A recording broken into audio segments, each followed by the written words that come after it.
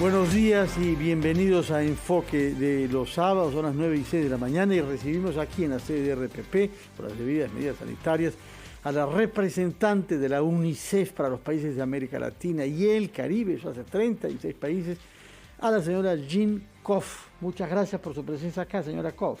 Muchas gracias a usted por tenerme aquí y por toda la audiencia.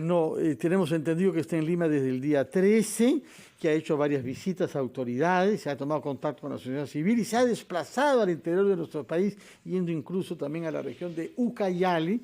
Me contaba que ha recordado ahí sus orígenes en Honduras, puesto que ha nacido en una zona en donde los adultos y los niños, como la que era usted, se desplazaban en piraguas, de manera que no le ha resultado del todo no familiar lo que ha podido ver en las comunidades de Ucayali. Cuéntenos, por favor, ¿cuál es el tema más importante que ha abordado usted en sus reuniones con la primera ministra y con la ministra de la Mujer y otras autoridades? Muy buenos días a todos. Déjeme empezar por conmemorar el Día Internacional del Migrante. Creo que aquí es un día que hace reconocer que Perú acoge muchos migrantes. Tenemos como aproximadamente 1.2 millones y como 200,000 niños. Y realmente hay que pedir a todos protección, porque normalmente muchos de estos migrantes son muy vulnerables en toda su trayectoria. Pedirles a todos comprensión, solidaridad y ayuda para el migrante, que hoy estamos conmemorando ese día muy especial. Para mí fue muy emotivo, digamos, visitar la zona de Ucayala, porque yo, como comentábamos, yo nací en una zona que se llama la Mosquitia hondureña. Y normalmente y te puedes imaginar, yo también, en esos años realmente movilizarme era por agua. Y siempre me moví buscando una escuela. Entonces volver a esa zona me trajo muchos recuerdos de mi infancia, porque para uno chico, uno realmente se le hace difícil a veces mover. Y mi hermana mayor tuvo que esperarme a mí para que las dos fuéramos juntas a la escuela. Entonces, esa visita me trajo muchos recuerdos de esta infancia, porque son esfuerzos que los gobiernos, las familias hacen. Y siempre me recordó que mis padres querían que yo fuera a la escuela. Y todos los días nos movíamos. Cuando se acababa en esa comunidad, la escuela llegaba hasta 6º grado. Entonces, para irme para secundaria tuve que moverme de nuevo y ahí me fui a la capital. Pero realmente esas comunidades aisladas necesitan todo nuestro apoyo para asegurar que podamos continuar dándole la oportunidad. Y las oportunidades para esas zonas es muy especial. Ahí durante esta visita tuve la oportunidad de platicar con el alcalde y hablamos sobre todas las necesidades y la urgencia de que el niño vuelva a las escuelas y clases presenciales.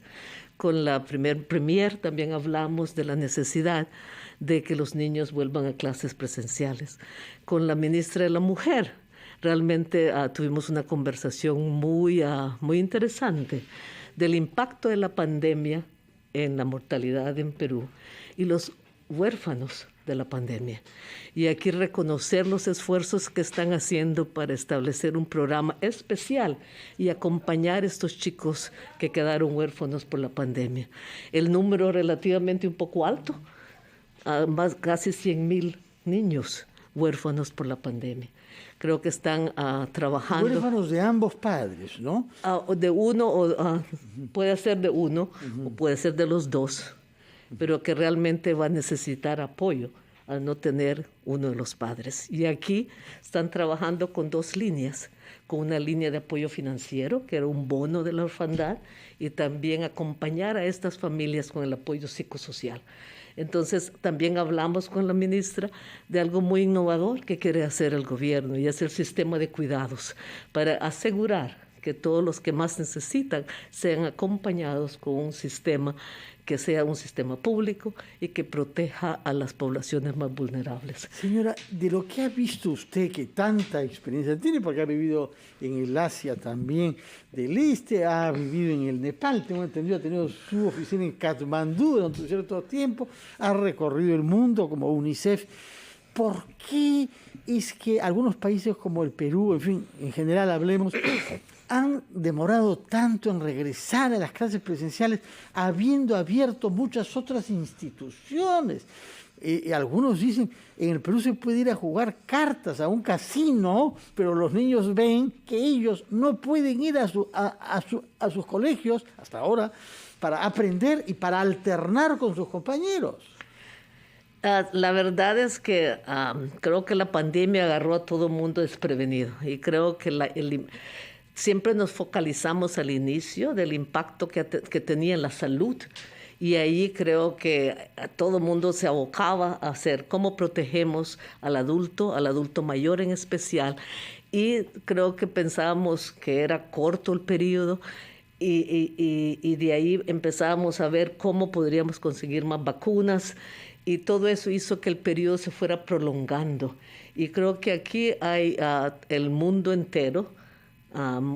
Nos quedamos sin asistir, sin ir a las escuelas, y ahí hay todo un sistema, y fue en todo el mundo. Pero lo que hay que ir viendo es que el contexto vale. Yo siempre les digo, hay que devolver las escuelas a las comunidades, porque ellos saben cuándo pueden abrir, y creo que los gobiernos quieren centralizar. Ya sabemos que la pandemia no afecta a todo el mundo por igual. Entonces yo en UNICEF aboga que las escuelas y las comunidades tengan un mensaje que decir y ser partícipe de la decisión cuando abrir o cerrar. Creo que la nueva normal en este mundo es que hay veces, por la crisis, hay necesidad de cerrar para proteger, pero a la brevedad posible que baje la crisis, deberíamos de reabrir la escuela para hacer que el niño no pierda tanto. Todos sabemos que los niños aprenden rápido, pero también olvidan rápido. Y los niños necesitan un espacio que es, además del aprendizaje, es un espacio de socialización, un espacio. Muchos de esos niños en comunidades remotas, el único alimento que recibe es el que recibe en esa escuela. En el Perú eso pasa efectivamente mucho. Tenemos programas sociales de alimentación que se articulan en todas las escuelas. Exactamente. Y tenemos todo acceso a otros tipos de programas que con el cierre de la escuela tenemos un impacto. Se ha estimado que en las pérdidas de aprendizaje puede tener una pérdida en el futuro económico en los países de 1.7 billones de dólares. Entonces, realmente volver al aprendizaje presencial, porque lo remoto, a nosotros también reconocemos que los gobiernos han hecho esfuerzos, no podemos decir que no, para adecuar el sistema presencial a un sistema digital. Otros han hecho esfuerzos por llevarles cartillas a las escuelas, a las comunidades, pero realmente eso no reemplaza la presencia. Yo siempre digo que el niño necesita un maestro, necesita una guía y necesita un entorno protector que con las escuelas cerradas no se da.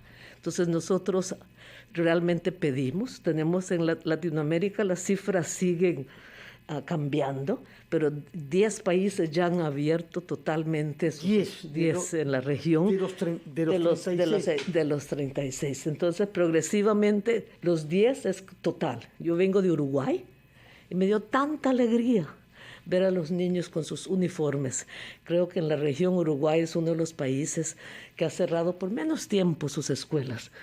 Y ahí tiene un sistema digital en su currículum. Ellos ya tienen un gran programa que se llama Ceibal, que llega a todas partes de Uruguay, pero decidieron que era mejor tener sus escuelas abiertas. Entonces tenemos una estimación como de 77 millones de niños que no están asistiendo todavía a 77 millones de niños. Bueno, en esta región. Esa cifra. Permítanos ir a una breve pausa, escuchar a los anunciantes de RPP y continuamos nuestra entrevista con la señora Jean Koff, que es la representante de UNICEF para los países de América Latina y el Caribe. Después de entrevistarla, recibiremos a la ministra de Trabajo y Promoción del Empleo, Betsy Chávez. Señora Jean Koff, que es la representante de UNICEF para los países de América Latina y del Caribe, se halla en el Perú ya desde hace unos días, tiempo suficiente para reunirse con algunos ministros y visitar la región de Ucayali. También nos está explicando su punto de vista sobre la necesidad del retorno a clases presenciales. No solo nos ha dicho desde el punto de vista cognitivo, sino desde el punto de vista de las relaciones y de la vida emocional de los chicos. Esto introduce, señora Koff, el tema de la salud mental. Tenemos un problema evidente de salud física que tiene que ver con la alimentación. Nos va a decir una palabra sobre la anemia después. Pero hablemos antes sobre algo que se ve menos, pero que es tan grave como lo otro, sino más, que son las perturbaciones emocionales y las afectaciones a la salud mental que el aislamiento de niños ha producido, sobre todo cuando viven en familias que no necesariamente viven en gran armonía, como sabemos.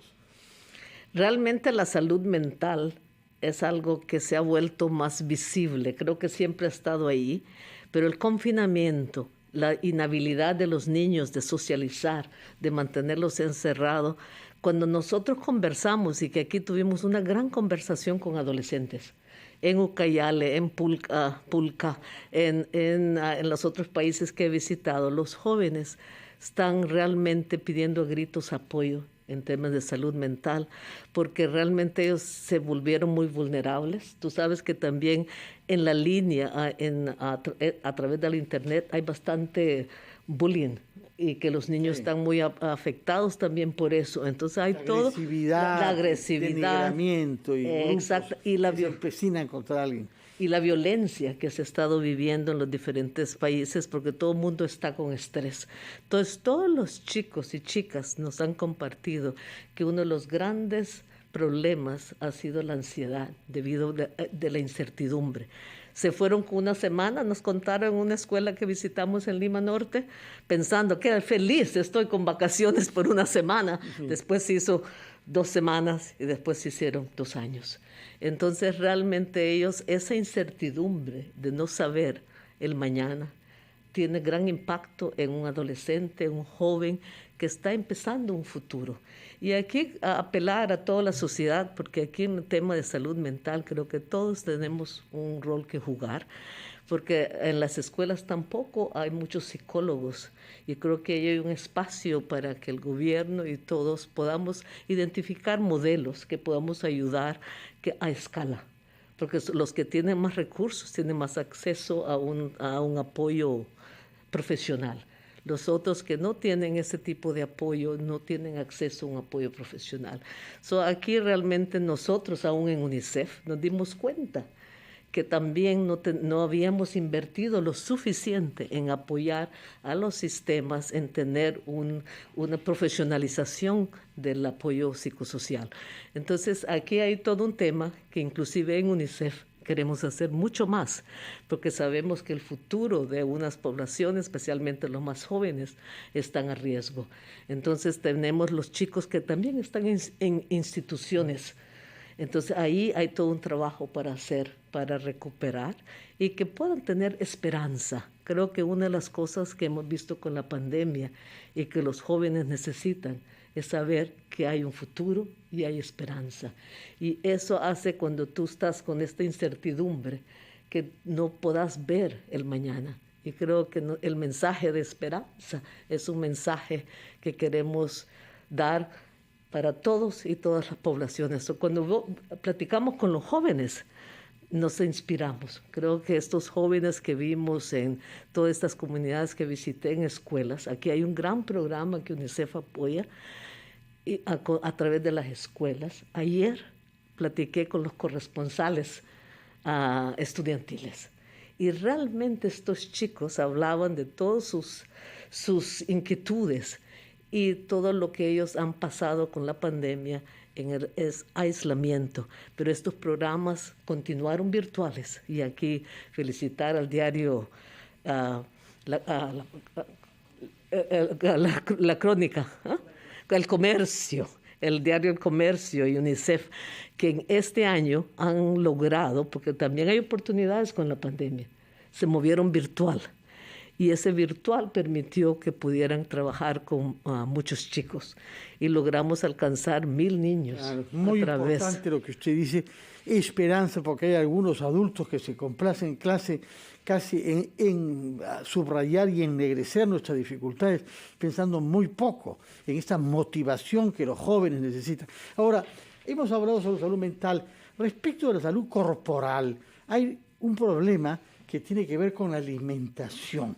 Y usted sabe que el Perú tiene tasas de anemia que son terribles. En algunas regiones se acerca o supera el 50% de niños afectados por una forma u otra de anemia, con las consecuencias a mediano y largo plazo que eso tiene en el desarrollo, por ejemplo, del sistema neurocerebral. Díganos, por favor, ¿qué experiencia tiene usted de lucha exitosa contra la anemia en otras regiones del mundo?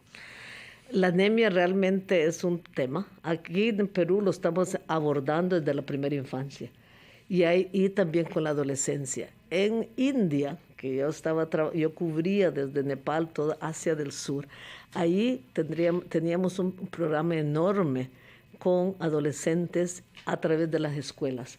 Y la intervención temprana de las niñas es súper importante, porque muchas veces las uniones tempranas, los embarazos tempranos y la anemia se complica y da mucha mortalidad. Y aquí creo que nosotros tenemos que continuar usando la escuela como un instrumento y un medio para reducir la anemia en el país, porque ese programa era muy exitoso. Afganistán, que también teníamos un problema con la anemia. Supongo que ya no lo tienen, ¿o sí? ¿Han podido permanecer después del cambio de gobierno? Y nosotros ahí estamos, UNICEF está antes y después.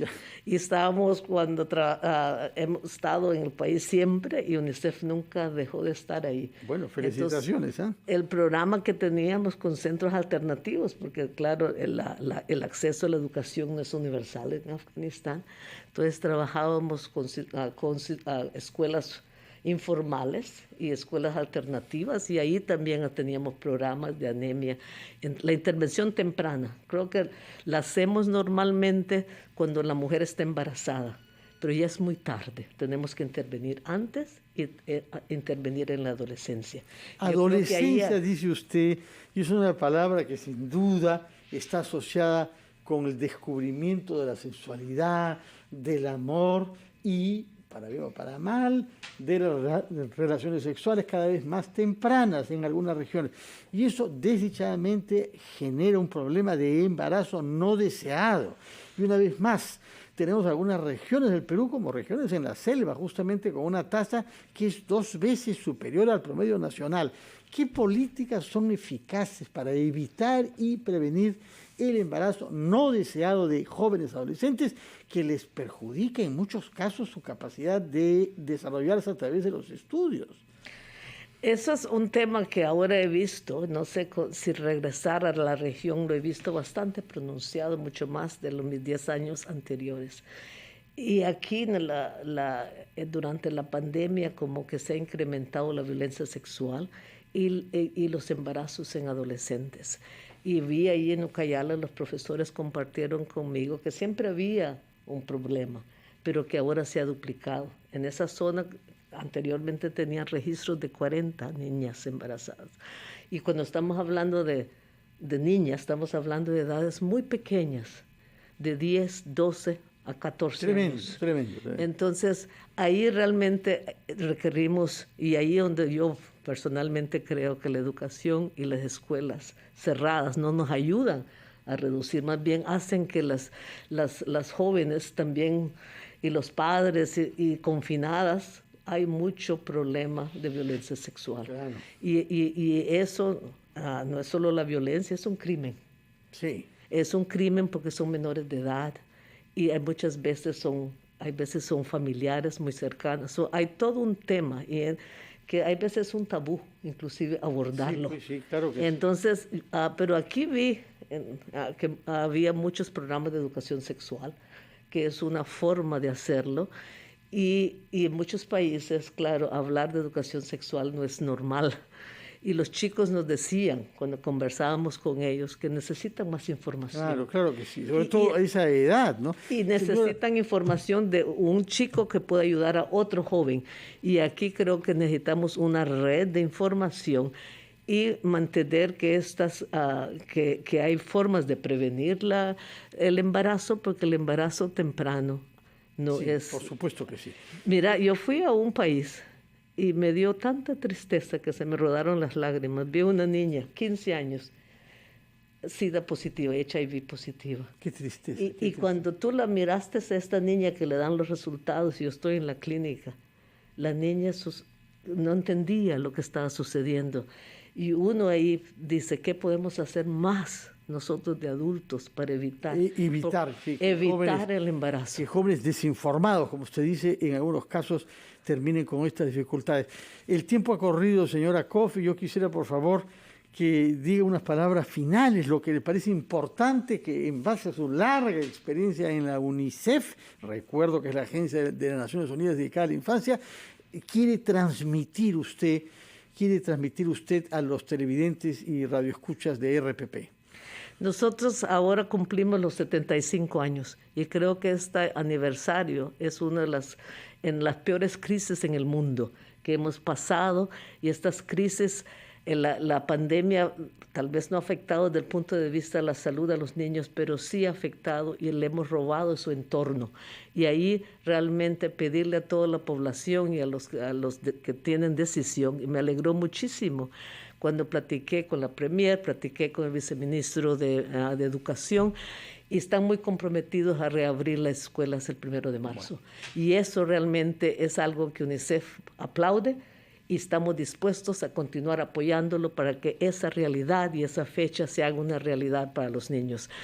Hay que tener confianza que la mejor inversión que puede hacer un país es invertir en su infancia, proteger esos presupuestos de salud, proteger esos presupuestos de educación, que eso será el futuro de este país.